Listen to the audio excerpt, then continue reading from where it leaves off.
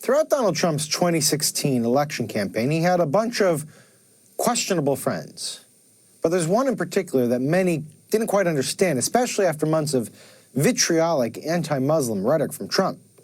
He's a fantastic guy. He took control of Egypt, and he really took control of it. And I thought it was a great meeting. We met for a long time, actually. We had a long meeting and got along. There was a good chemistry there. You know, when you have good chemistry with people, you're the king of that. And there was a very good chemistry, good feeling between us.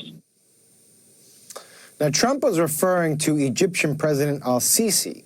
His comments came at a time when he needed a critical financial boost to his election funds, and about a month later, Trump made a personal donation to his own presidential campaign. Another check for $10 million. I'm spending money like crazy.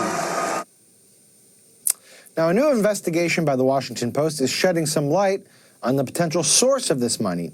It reveals new details about a secret probe by the Justice Department that looked into whether money moved from Cairo to Trump, which would be an illegal move, and if a contribution from El-Asisi may have factored into Trump's decision to pour his own money into the campaign. In the final years of Trump's presidency, the case died a slow death because of a key ally, or key allies, I should say, in the administration, including then Attorney General Bill Barr. Joining me now to help make sense of all of this is the Washington Post investigative reporter Aaron C. Davis. He is the author or co-author of this amazing piece of journalism. Aaron, thank you for joining us. Even though the Post was not able to conclude whether the transaction between Sisi and Trump actually occurred, what do the new details tell us about the likelihood that it did? Well, they tell us a couple of really interesting things. We were able to find that there was not just talk of this, there was actually nearly $10 million that left a bank in Cairo 5 days before Donald Trump was inaugurated.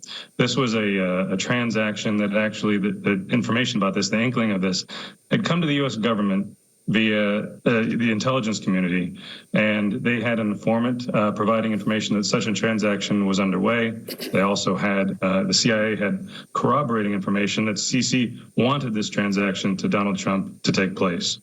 And with that information at hand, the Mueller team, the former special counsel, went looking for this transaction, fought the Bank of Egypt for these records, and lo and behold, when they did find them, found a withdrawal, and not just any $10 million withdrawal, one in cash, specifically $100 bills in U.S. currency, weighing some 200 pounds, that was carried out of, by the bank's own admission, was carried out of the bank by 4 men 5 days before the election. So this was a lot of smoke.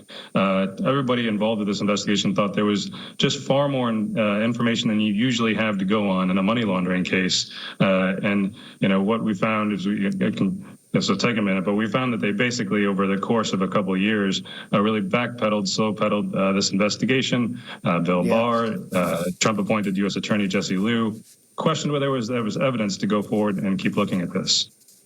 Well, let me start from the Trump perspective. This would have been a huge risk for Trump to do. It's against federal law. And if his team did receive the money, what was there to gain? I mean, how desperate was he for cash at that point? Well, we do know from the interviews that the Mueller team did that Steve Bannon, Michael Flynn were all, Jared Kushner, were all seeing different pieces of just how short the campaign was on cash.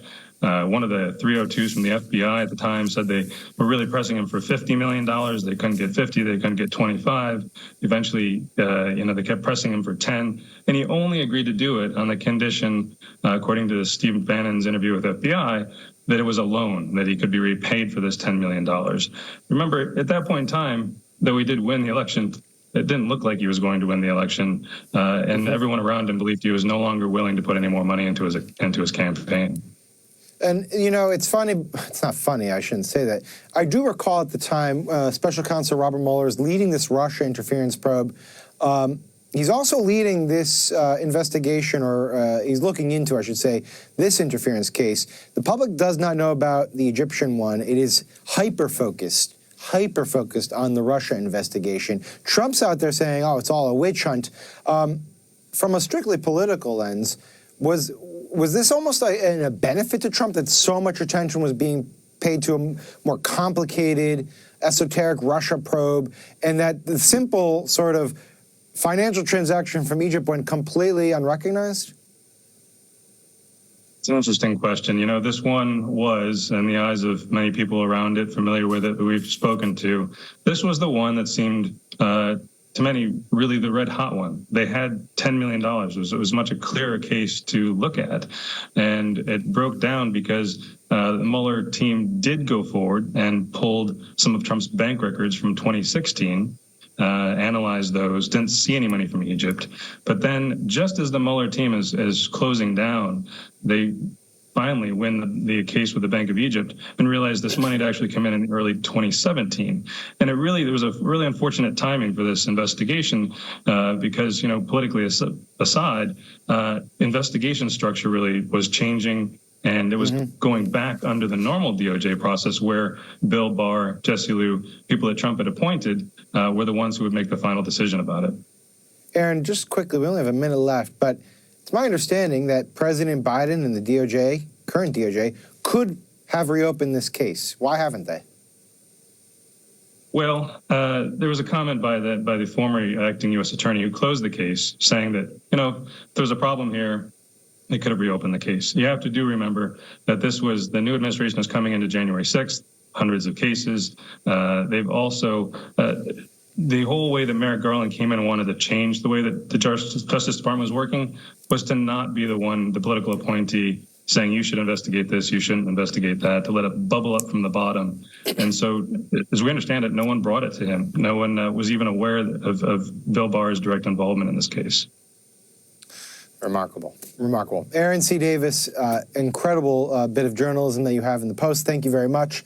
And after the break, we will follow the money even further with a paper trail leading to Trump's media company stock.